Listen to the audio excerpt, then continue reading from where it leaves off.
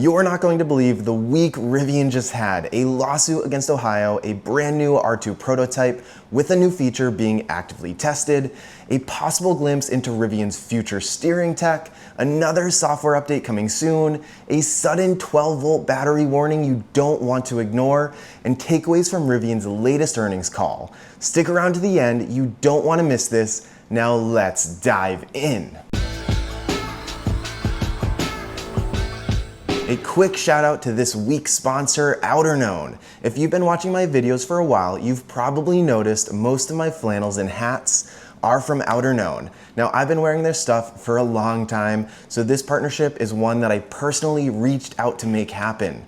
They're all about sustainable materials, fair labor, and building clothing that lasts, kind of like Rivian's whole mission, but in the apparel world. I love that I can buy something once and wear it for years and know that it was made responsibly. And now with my affiliate link in the description below, you can grab some gear for yourself while helping support my channel so I can keep bringing you Rivian news every single week. Now first up today, per Andrew Hopkins at The Verge, Rivian is suing Ohio's Bureau of Motor Vehicles over the state's partial ban on direct-to-consumer vehicle sales. Rivian calls the law irrational in the extreme, arguing that it stifles competition and limits consumer choice. The company also points out the double standard that Tesla is the only automaker allowed to sell directly to consumers in Ohio. Now, why is that? That's because in Ohio, Tesla struck a deal with the state's dealership association, agreeing to open 3 brick-and-mortar stores. In exchange, Tesla can sell cars there, even though the state continues to block other direct sale companies. This isn't Rivian's first time dealing with direct sale laws, but it is the first time that they've filed a lawsuit over it. And here's the bigger picture. In many states, car dealers still hold the keys to sales laws, though some companies like Tesla have found creative workarounds, including selling vehicles on Native American land where state restrictions don't apply. I think it's only a matter of time before legal battles like this become the norm, but change will require constant pressure from both these new automakers and consumers who want more choice. Imagine being told you can't buy the vehicle you want simply because your state says no. And since we're talking about Ohio laws, let's put this into some perspective. Here are a few of the older laws still on the books in Ohio. There's no fishing for whales on Sundays. More than 5 women can't live together in the same house. Patent leather shoes are banned for women in public. And my personal favorite is a policeman is allowed to bite a dog to quiet him. So yes, sometimes it's worth updating laws to reflect modern times. Here's a quick list of states with total or near total bans on direct vehicle sales. Next up, we finally get our first look at the R2 prototype out in public, spotted for the very first time with all of the windows down, including the rear tailgate glass. This sighting was shared on Rivian forums by the site's administrator, and it gives us a great peek at some exciting details. First, this is one of the best looks we've seen of the new camo wrap these design validation builds are wearing. Honestly, I wish Rivian would offer this and past versions as a production option because it looks fantastic. The prototype is also rolling on BF Goodrich trail terrain tires, and based on recent sightings, you'll want to keep your eyes peeled in the Irvine area and at Rivian's Arizona testing grounds. These seem to be their favorite stomping grounds for road testing. Personally, I'm thrilled to see that the rear windows do roll down, and it strongly suggests that the rear quarter panels will fold outward for that full open cabin experience. Rivian also appears to be tucking the rear window wiper into a recessed slot below the glass. A nice, clean design choice. For those curious about the wheels, don't get too attached. These are validation build only rims and won't make it to production. And from the way that the rear charging port cover is slightly pressed out, it looks like the hinge will be on the left side, opening toward the left to give more clearance for plugging in. A subtle but smart move. What do you think of the R2's exterior so far? Personally, if Rivian sold those camo wraps, I'd be the first in line. Next up today, in future project news, Chris Hilbert on X shared something interesting in a recent Rivian job posting. The listing for a senior staff TPM for the steering actuator system includes this little nugget. You won't just oversee engineering deliverables, you'll have full cradle to grave ownership of the steer-by-wire subsystem.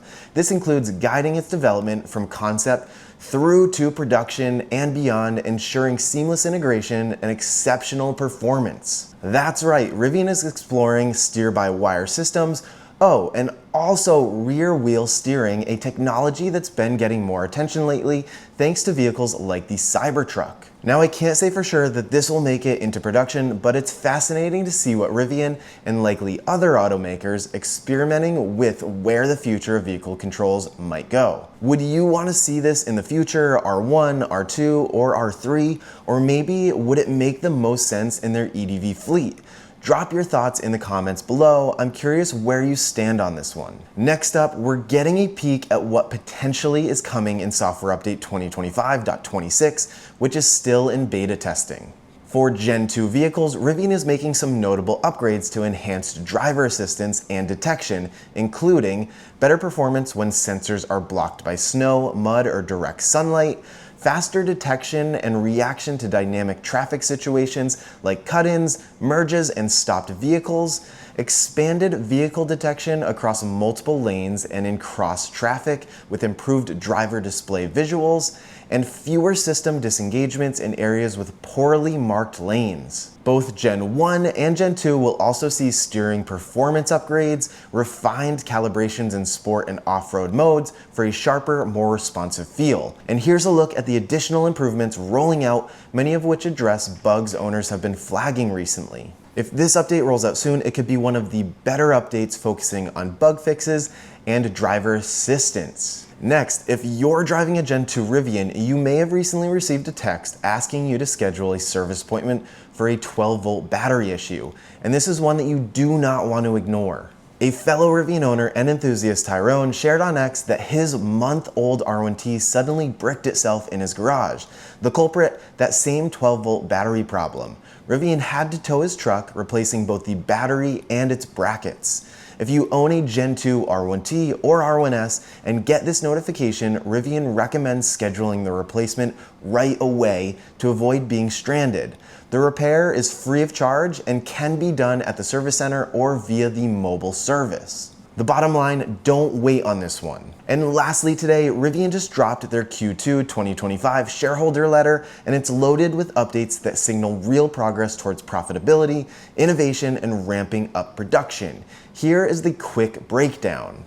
R2 is on the way. Rivian's next-gen vehicle is deep in design validation using production-tooled parts. The Normal, Illinois factory expansion is nearly complete and will be capable of building up to 155,000 R2s per year. Best of all, R2 production costs are expected to be less than half per unit compared to the R1. Rivian is doubling down on AI, launching new autonomy features, and developing the Rivian Large Driving Model, a foundational AI system that learns and improves as more vehicles hit the road. Rivian shares that recent OTA updates brought enhanced highway assist, a smoother ride, and completely redesigned energy experience. Plus, Rivian now has their new Google Maps fully integrated for EV-specific navigation. They also state that the new quad-motor R1 variant arrives with a rad tuner, letting drivers customize torque balance, roll stiffness, and more for a tailored driving feel. And Rivian now has over 780 chargers, 112 retail and service locations, with a target of 135 by the end of the year, and a brand new East Coast headquarters in Atlanta to support its Georgia factory and global growth. While the EV industry still faces economic uncertainty and shifting regulations, Rivian's strategy is clear: build more efficiently, innovate faster, and expand both its physical and digital reach. But that doesn't mean that Rivian is out of the trenches yet. They have a long way to go, and they are losing a lot of money very quickly. But that wraps up this week in Rivian news. If you found this update helpful, hit that like button, subscribe, and turn on your notifications so you don't miss what's coming next. Thank you for watching, and remember, adventure is always out there.